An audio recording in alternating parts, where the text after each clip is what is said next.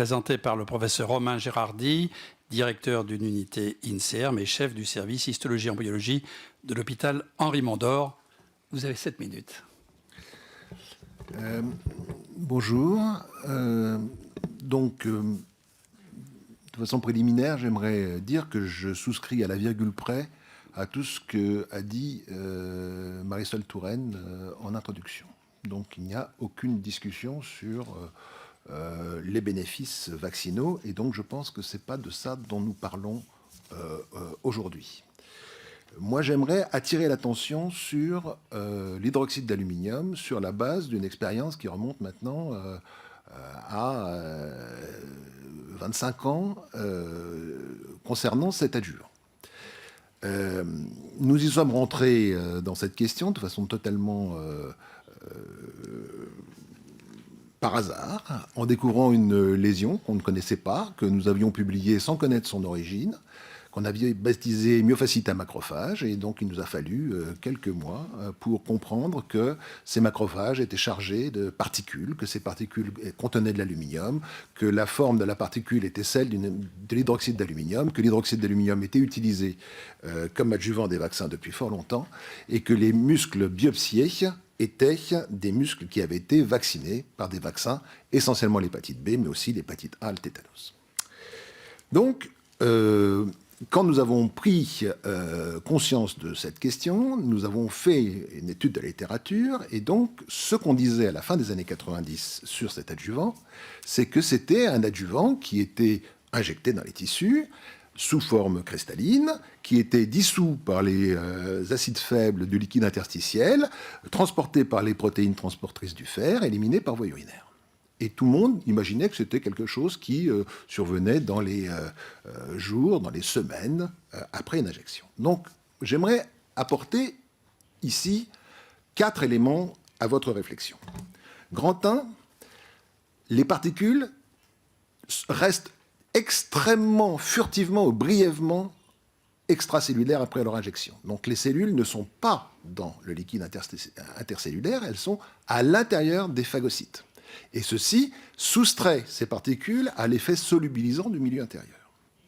Deuxièmement, ces particules sont biopersistantes, c'est-à-dire que tous les modèles animaux qui ont été examinés, le rat, la souris, le singe, montrent qu'on induit une lésion de myofasciite à macrophage, mais que cette lésion a tendance à décroître dans le temps. Par exemple, chez le singe, entre 6 mois et 1 an, la moitié des animaux se négativent pour la lésion intramusculaire. Et donc, il y a une sorte de décroissance exponentielle de la taille de la lésion. Si on considère à peu près 18 mois ou 2 ans comme étant le maximum acceptable pour une disparition naturelle de ce granulome aluminique, et qu'on compare les patients avec la myofasciite à macrophage, on s'aperçoit qu'on n'est pas du tout dans ce scénario, puisque les patients qui ont une myofasciite à macrophage se présentant avec un syndrome de fatigue chronique ont des délais entre la dernière vaccination et la biopsie qui est de l'ordre de 66 mois. Avec certains patients, 12 ans, 13 ans, 14 ans attestés sur le carnet de vaccination.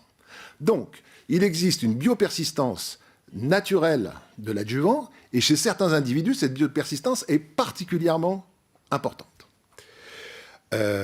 Pour s'assurer que je dis vrai, nous avons, avec Jérôme Autier, analysé tous les patients myalgiques se présentant à Créteil sur une période de 2 ans, et on a sélectionné que ceux qui avaient reçu des vaccins aluminiques, et on a examiné ceux qui avaient une lésion de myofasciite à macrophage dans le deltoïde et ceux qui ne l'avaient pas.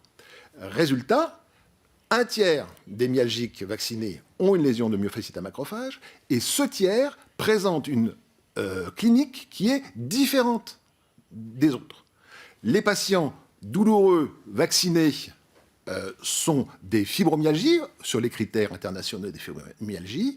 Les patients avec myofasciite à macrophage ont des altérations du système nerveux central, des manifestations centrales, documentées par exemple par des tests objectifs comme les potentiels évoqués. Donc, biopersistance et biopersistance anormalement longue chez certains individus. Troisièmement, la question de la cicatrice vaccinale. bien sûr, on s'est posé, nous avons pensé contre nous-mêmes pendant des années à Créteil.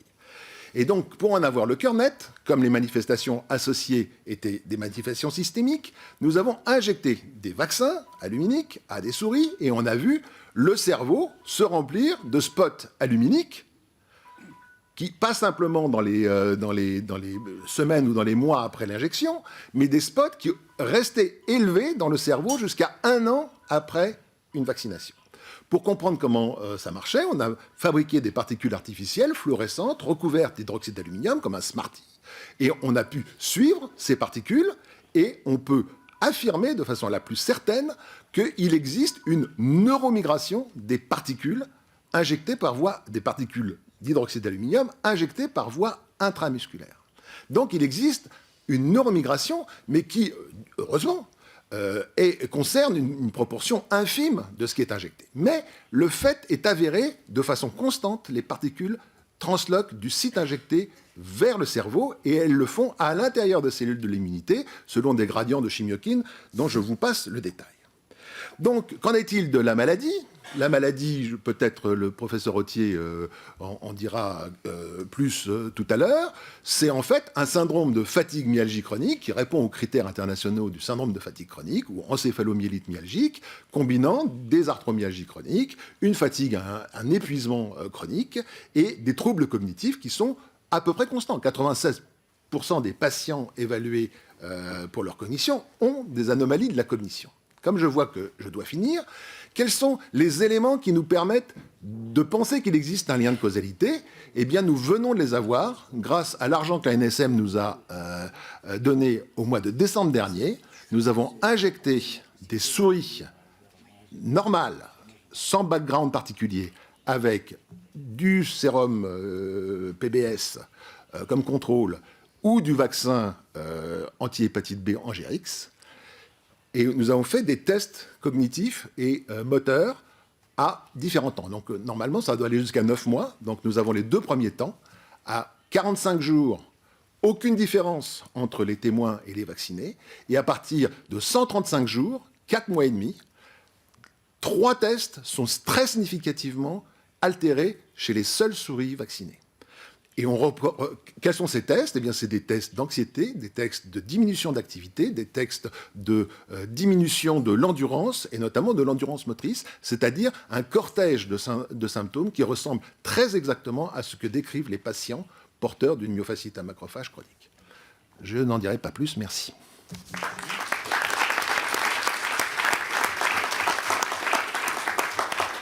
Merci.